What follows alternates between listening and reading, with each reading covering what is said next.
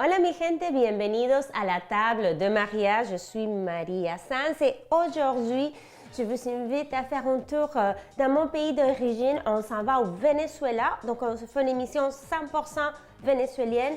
Comme d'habitude, on commence avec notre cocktail. Ici, j'ai une des meilleures rhums au monde, donc le Diplomático Ron de Venezuela. Donc, c'est pas moi qui le dis, il a gagné beaucoup de compétitions et voilà un des meilleurs rhums au monde. C'est un rhum brun qui a des notes de caramel, vanille, un peu chocolat. Il est vraiment extraordinaire. Même pour le prendre tout seul ou avec une glaçon, c'est magnifique. Mais aujourd'hui, je vais le faire en version cocktail avec la panela ou papelón. Donc ça, c'est une concentrée de canne à sucre. C'est très populaire au Venezuela, mais aussi ils vont utiliser dans beaucoup de pays en Amérique latine parce qu'évidemment, avec la production de canne à sucre, nous savons beaucoup de différents produits dérivés de la canne à sucre. Les Mexicains l'appellent piloncillo. Voilà, donc pour nous, c'est papelón ou panela. Donc, c'est très sucré, comme vous voyez. Il y a plusieurs formes. Il y en a qui sont plus gros, comme ça. Pour le faire fondre, vous pouvez soit prendre une râpe et le râper, puis ça va devenir comme une petite poudre. Ou sinon, carrément, si vous avez le temps et la patience, vous le mettez comme ça dans l'eau chaude. Vous allez le faire fondre, ça va prendre à feu moyen une dizaine de minutes. Donc ici, je le fais fondre tranquillement. Mais il va être chaud, donc pour nos besoins, pour maintenant, je voulais vous montrer, mais voilà, on le laisse fondre tranquillement. Ici, j'en ai déjà que j'ai fait auparavant. Donc ça, c'est très concentré, très sucré. Qu'est-ce qu'ils vont faire au Venezuela les journées chaudes, qui sont pas mal toutes les journées parce qu'il fait très chaud au Venezuela. Ils vont faire un gros pichet comme ça. Ils vont mélanger ça avec de l'eau. Peut-être ça c'est 2 tasses. On peut ajouter à peu près 2 autres tasses d'eau. Et ils vont ajouter du jus de lime. Nous, on l'appelle limon. Mais voilà, du jus de lime et c'est tout. Avec beaucoup de glace, c'est vraiment délicieux. Ça commence à faire du bruit, ça fond. Ça va être extraordinaire. Donc, ça s'appelle papelón con limón ou agua de panela. Évidemment, sans rhum pour la famille au complet, mais aujourd'hui, pour boucler la boucle, je vais le faire avec du rhum. Donc, j'ai ici mon petit verre. C'est quelque chose, c'est une boisson très humble, mais aujourd'hui, je le fais un peu fancy en ajoutant le rhum Diplomático et aussi en le faisant dans un petit verre comme ça. C'est très joli, ça a l'air sophistiqué, mais bon, voilà. Okay, je vais mettre ma petite décoration pour rappeler. J'aime toujours mettre de la décoration avec des ingrédients qui sont déjà dans le cocktail, un peu pour rappeler la chose. Parce que oui, il faut que ça soit bon, mais visuellement, il faut que ça soit beau. Si je vais mettre à peu près comme ça à l'œil, c'est vraiment, même si c'est très sucré, c'est très rafraîchissant. Et pour la prochaine recette qu'on va faire, on va en avoir besoin aussi parce qu'on utilise pour faire des viandes, pour faire des desserts, on utilise beaucoup ce concentré de canne à sucre papelón. Pour le rhum, c'est un rhum brun qui est vraiment extraordinaire. Voilà. Oh, ça sent la vanille. Oh, c'est vraiment magnifique. Puis, on va mettre notre jus de lime. Juste une touche pour aller couper dans le sucré, pour que ça ne soit pas trop sucré et ça va aller donner le côté rafraîchissant avec l'acidité du citron. Voilà, puis, même pas, c'est presque fait, c'est presque fini. Je dirais 5 minutes de plus, puis ça va être fait. Voilà, le monsieur ici sur la photo, c'est le fondateur de cette maison qui fait du rhum. Et ils font plusieurs rhums, ils sont tous magnifiques. Et il y en a à peu près 2-3 qui sont disponibles ici au Québec. Donc c'est Don Juancho, le monsieur. Juste faire un petit ménage ici, comme ça. Voilà. Et on shake. 1, 2, 3, prêt?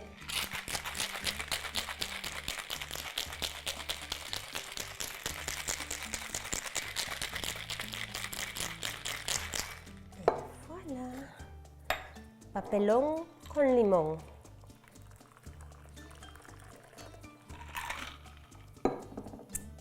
Salud.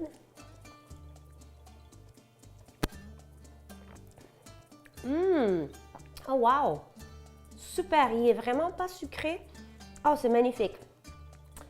Délicieux. Papelón con limon. Donc là, je m'en vais chercher mes ingrédients puis on commence avec la prochaine recette du Venezuela, pastel de chucho, à la table de Maria.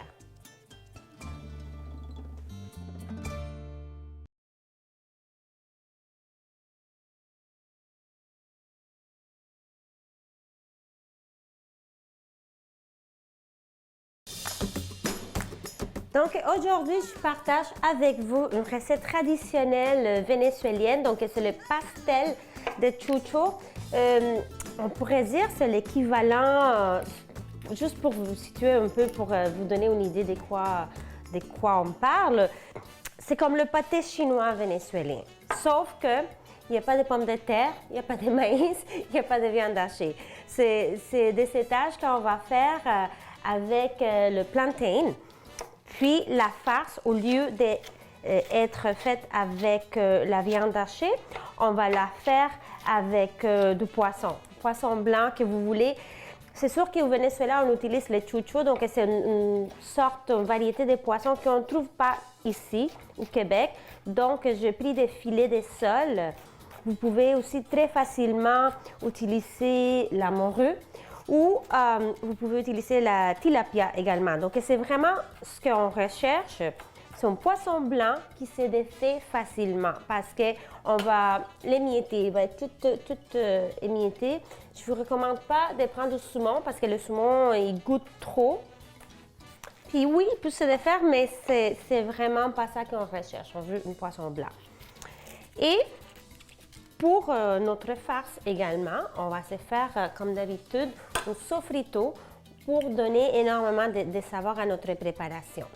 Ce qui est intéressant de cette pastel, c'est le fait qu'on va avoir le côté sucré et le côté salé du poisson avec le sofrito, oignon, ail, mais aussi un petit côté acide parce qu'on va mettre des olives et des capres également. Puis à la fin, on va ajouter juste un petit peu de coriandre et des persil. Donc ici, j'ai l'huile qui chauffe à côté pour faire frire les bananes plantain. Donc encore là, pour ça, vous avez deux choix différents. En fait, je vais mettre de l'huile aussi ici pour faire revenir le poisson qu'on va faire cuire très très lentement. On ne veut pas le faire frire, on veut presque le faire pocher. Donc voilà l'huile d'olive.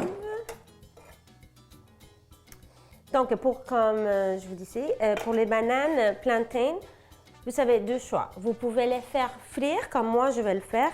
Donc on va se couper des lanières, puis on va les frire. Moi, je préfère comme ça parce qu'ils vont être beaucoup plus sucrés. Puis, donc, le contraste est vraiment magnifique. Mais sinon, vous pouvez le faire bouillir aussi.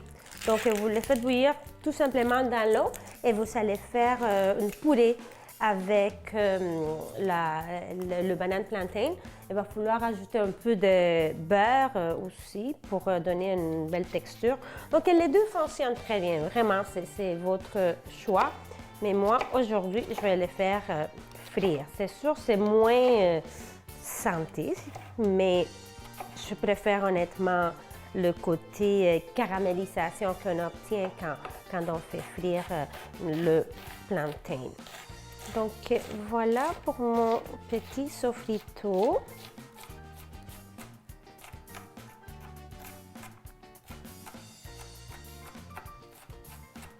Excellent. Puis évidemment, on va ajouter du fromage aussi dans notre préparation, dans les étages. Donc il va y avoir plantain, il va y avoir On va mettre aussi, pour le côté sucré, notre papillon qu'on a fait fondre avant qu'on a fait notre cocktail. Puis on a la balance, puis ça aussi, on va le mettre sur notre pastel. Si vous n'en trouvez pas, papillon ou panela, vous pouvez mettre du miel, tout simplement. Ça aussi, ça... C'est sûr que ça ne sera pas le goût authentique parce que le papillon, ça ne goûte pas le miel, mais quand même, vous allez chercher le petit. Et qui sait, peut-être on pourrait mettre du sirop d'érable. C'est pas inintéressant non plus. Donc voilà mes filets de sol. Je suis allée chercher hier à la poissonnerie. Marché Jean Talon, c'est ma poissonnerie préférée. Donc voilà, comme je vous dis, pas besoin que l'huile soit chaude parce qu'on ne veut pas les faire frire, on veut presque les faire pocher. Donc, comme ça, je vais nettoyer mes mains. On va ajouter un peu de sel, mais vraiment un petit peu. On va faire attention, on va goûter après, puis on peut rectifier le sel parce que vu que les olives et les capres sont salés, on veut faire attention. Poivre.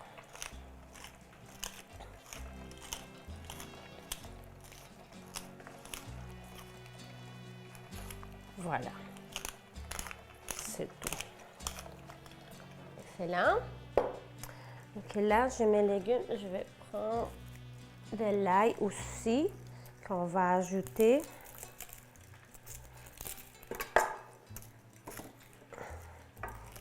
OK. Excellent. Donc, on va ajouter les poivrons et les oignons pour que les saveurs puissent se marier et se rencontrer.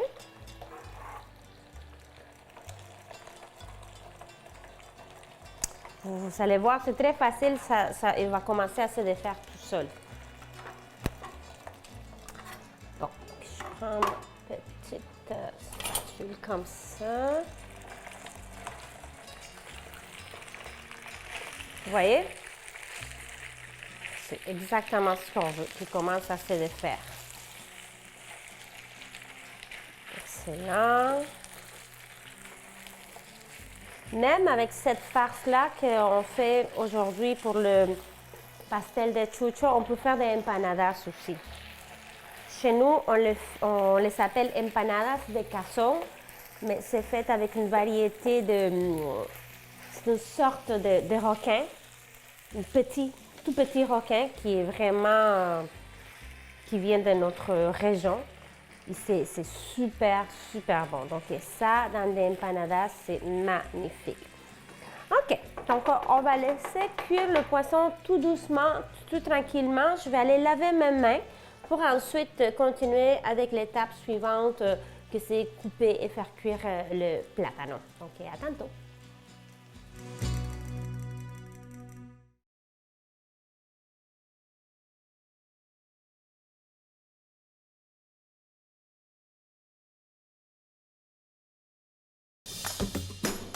La cuisson de notre poisson avance super bien. On va aller ajouter l'ail. Ensuite, on va également ajouter les olives et les capres que je vais émietter parce que je veux que ça soit vraiment tout parfaitement mélangé. Je ne veux pas une olive complète. Je veux vraiment que ça soit parsemé partout. Également pour les capres. Donc, on va laisser mietter. Donc, ça, c'est des olives manzanilla. On utilise beaucoup d'olives manzanilla au Venezuela. J'imagine c'est notre héritage espagnol. Donc, il y a beaucoup d'influence espagnole, évidemment, au Venezuela. Donc, ça, c'est une pastel. Donc, c'est une recette qu'on fait dans les côtes parce qu'évidemment, on a la merveilleuse mer des Caraïbes. Puis, ça varie, dépendamment la région, ils vont en faire avec différentes sortes de poissons. Des fois, ils vont mettre des olives, des fois non. Et voilà.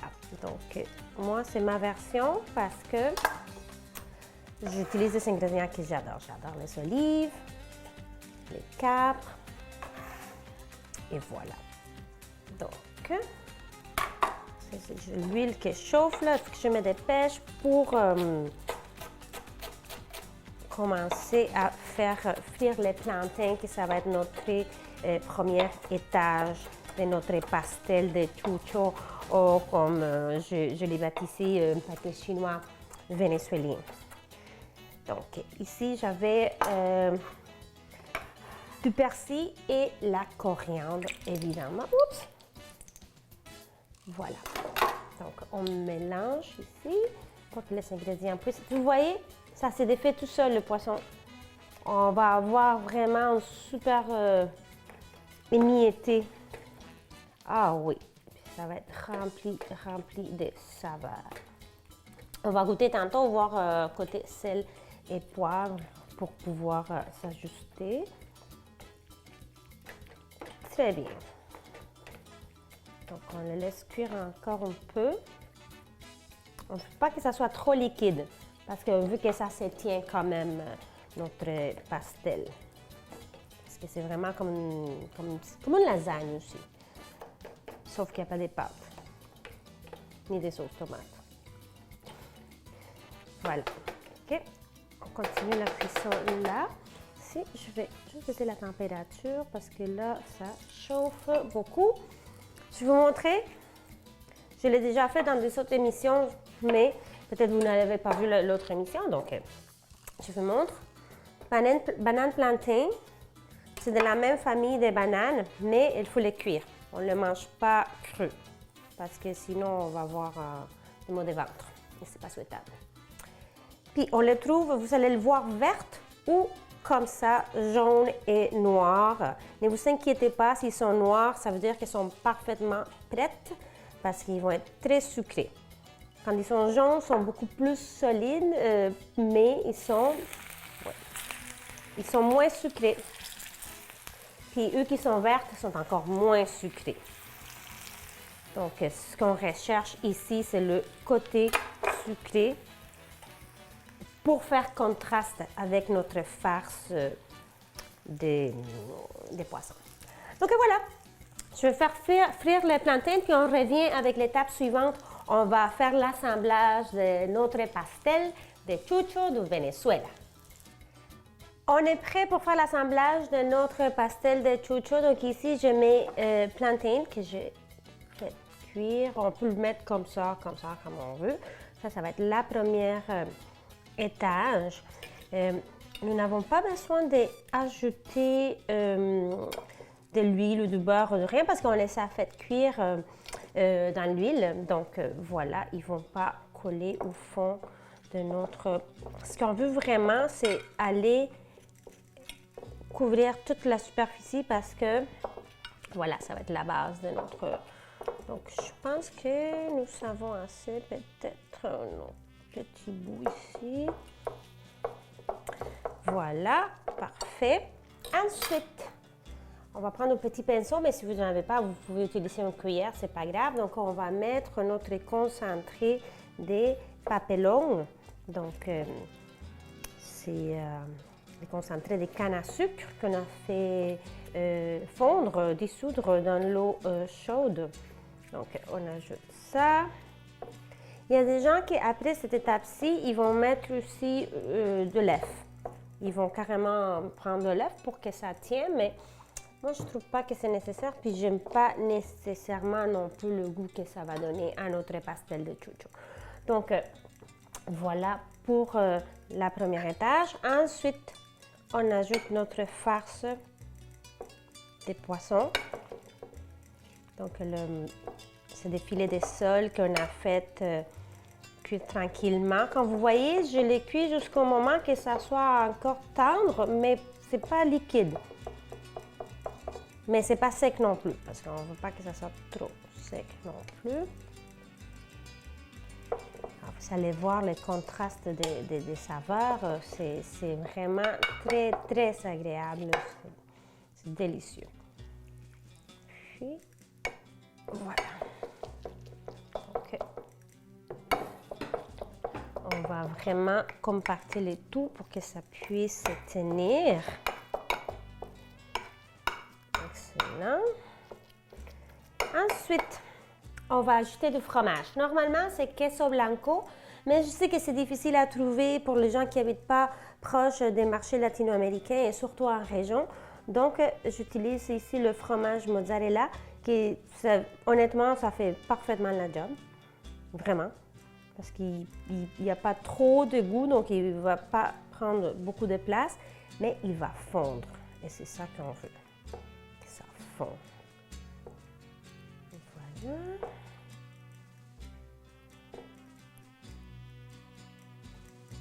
Excellent.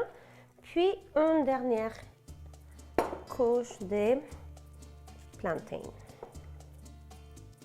On peut le mettre comme on veut, vraiment. Je vais le faire comme ça.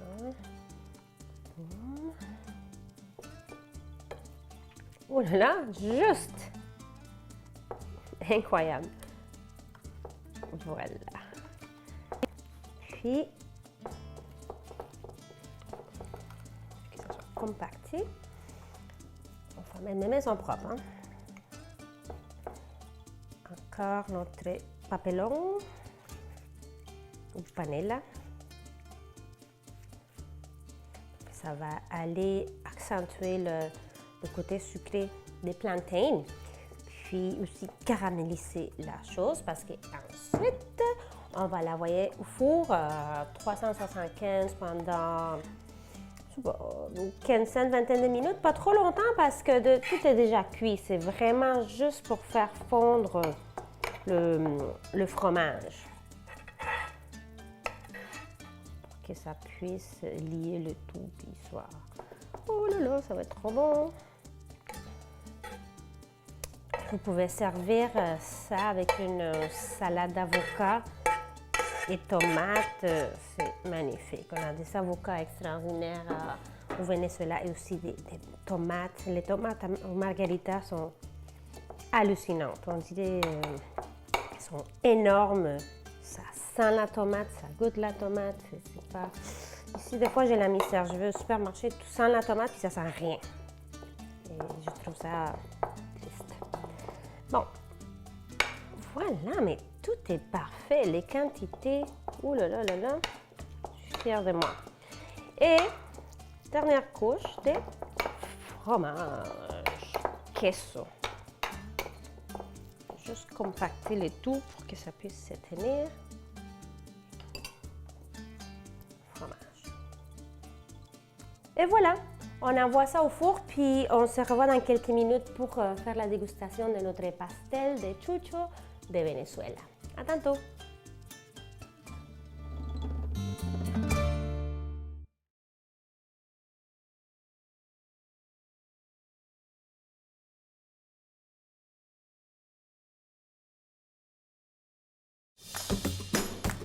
Et voilà, la perfection, mon pastel de chucho est parfaitement cuit. Vous voyez le fromage fondu et grillé.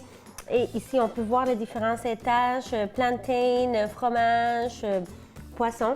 Donc, avant de goûter, j'aimerais vous faire une invitation à aller faire un j'aime sur notre page Facebook de Ici Télévision, également ma page Facebook Maria Sanz.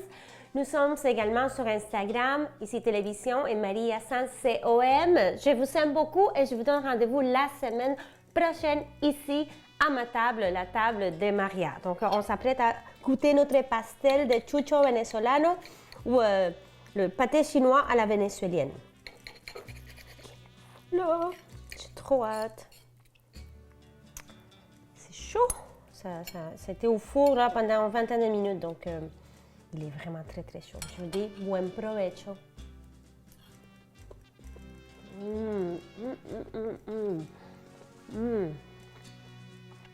Wow. Besitos. Hasta la próxima.